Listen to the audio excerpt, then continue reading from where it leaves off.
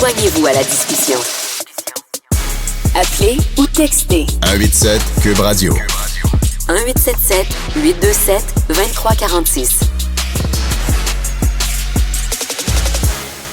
C'est de moins en moins une question de si, mais plutôt une question de quand les élections fédérales vont avoir lieu. Maintenant que les partis d'opposition s'entendent, ou presque, sur une affaire, il faut renverser le gouvernement de Justin Trudeau. Pour en parler avec nous, un des principaux intéressés de tout ça, le lieutenant politique pour le Québec du Parti conservateur, Pierre Paulus. Bonjour, monsieur Huss. Bonjour. C'est quand que ça tombe, ce gouvernement-là? Le plus tôt possible. Honnêtement, comme vous l'avez entendu parler, du côté conservateur, on a le président de notre comité des comptes publics à Ottawa qui a le 7 janvier, donc lundi prochain, va convoquer le comité pour déposer une motion pour demander, dans le fond, la non-confiance envers le premier ministre et son gouvernement. C'est quoi donc, à partir de là, pardon? Oui, non, allez-y, continue. Non, c'est ça. Donc, ce comité-là, qui est un comité très puissant à Ottawa, vont voter. Et les membres, actuellement, sachant que le Bloc et le NPD sont d'accord, on s'attend d'avoir un vote en faveur de notre motion du comité. À partir de là, la motion va être amenée à la Chambre des communes. Nous, on reprend les travaux le 27 janvier. Donc, le 27 janvier, la Chambre des communes sera saisie de la motion du comité. Et normalement, on devrait pouvoir voter le 30 janvier sur cette motion. Et si le vote est majoritaire à la Chambre des communes, normalement, encore une fois, on devrait tomber en élection. Oui, là, ce qui est plus, disons, là, difficile, c'est qu'une motion en comité comme ça, habituellement, ça marche pas, ça n'a pas un succès de 100%. Qu'est-ce qui vous fait dire que là, cette fois-ci, dans le comité parlementaire, ça va fonctionner? C'est que dans les processus, pour être en mesure d'amener des motions, des journées d'opposition, il faut savoir que le gouvernement contrôle l'agenda. Ça, c'est une des choses qui est le plus compliquée, parce que c'est pas nous qui décidons, c'est le gouvernement qui décide de l'agenda. Donc, la reprise des travaux le 27 janvier, le gouvernement va décider à ce moment-là à quel moment on peut avoir une journée d'opposition où on peut déposer des motions de non-confiance. Mais nous, ce qu'on a fait la semaine dernière, on a décidé, via un comité, de négocier cette motion-là, parce que les comités peuvent siéger en dehors de leur parlementaire habituel, et c'est pour ça que ça va être le 7 janvier prochain, la rencontre, et en amenant une motion qui vient des comptes publics, avec l'appui majoritaire des partis d'opposition, on s'attend que la Chambre des communes saisisse cette motion-là et puisse la voter. Ouais. Donc, c'est là que, normalement, les libéraux devraient accepter cette motion-là qui provient du comité des comptes publics et qu'elle soit saisie par la Chambre des communes. Je vous entends prendre des pincettes depuis tantôt, M. Huss, puis c'est pas pour rien. Là, vous dites, là, normalement, si tout va bien dans les... je me garde des réserves. Je me garde des réserves parce que vous savez que dans les techniques, ce qui régit les travaux parlementaires, c'est toujours complexe. On a...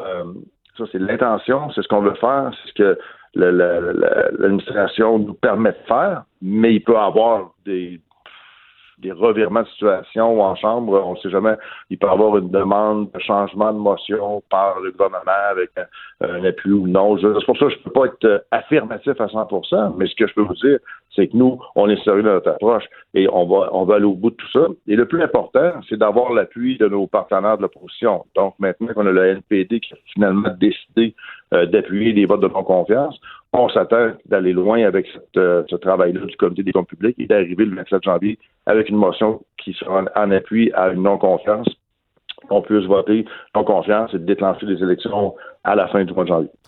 Des élections rapides comme ça, dans un contexte où il y a des tarifs, des menaces de tarifs du côté des États-Unis, où on a des défis quand même sur la scène internationale, sur la scène nationale qui préoccupent pas mal de gens. Est-ce qu'une campagne électorale en janvier, ça fait peur? Est-ce que dans votre tête, c'est un moment qui est opportun pour que les électeurs, les électrices soient au rendez-vous? Raison de plus. Actuellement, là, on sait que le gouvernement Trudeau est complètement fini. Tout le monde l'a vu, je veux dire, quand la ministre des Finances, qui, le jour même de dévoilement d'une mise à jour budgétaire, démissionne de son poste de ministre des Finances, quand l'ensemble du gouvernement qui a perdu le contrôle sur les différents dossiers, qu'on parle d'immigration, qu'on parle de gestion de la frontière, de trafic d'armes, de drogue, on peut pas continuer avec eux, tout le monde le sait. Donc, d'avoir une élection le plus tôt possible, c'est la meilleure des solutions. En même temps, les partenaires américains voient qu'il y a une élection au Canada, vont quand même laisser l'élection se faire, attendre de voir avec qui ils auront affaire. Et nous, évidemment, c'est ce qu'on veut, c'est d'être le gouvernement, prendre la place de Justin Trudeau, de son équipe, qui sont une catastrophe nationale là, pour la gestion de notre pays depuis 9 ans, et surtout, on l'a vu encore plus dans les derniers temps, et d'arriver à une position de force pour pouvoir aller de l'avant.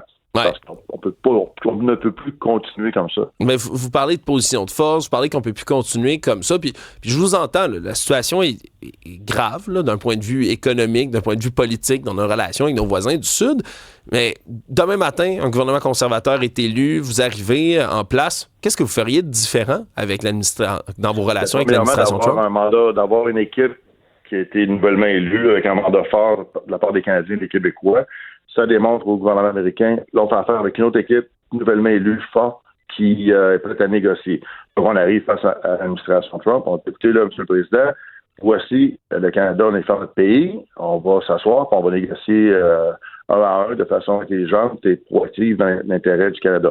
Ça, on va arrêter là, de jouer avec les menaces. On va s'installer, puis on va faire les choses correctement. Ça va être une position de force que Pierre Poilievre aura face à M. Trump. Et ceci dit de façon très respectueuse, parce que là, actuellement, ce qu'on voit, c'est que les États-Unis rient du Canada sans arrêt. Il n'y a pas on n'a pas aucune position de force de notre côté. Et c'est le gouvernement en place qui doit faire la job. Et le gouvernement en place se détruit à tous les jours. On a vu même encore en fin de semaine le caucus atlantique. Ça veut dire les députés de l'Atlantique libéraux ont envoyé une lettre pour dire on ne veut plus de M. Trudeau. La même chose a été faite par les députés ontariens. Donc, imaginez-vous, là, on ne peut pas continuer d'aller de l'avant avec ce gouvernement-là. Il est complètement fini. Ouais. Et c'est pour ça que l'élection, le plus rapidement possible, permettra aux Canadiens de décider.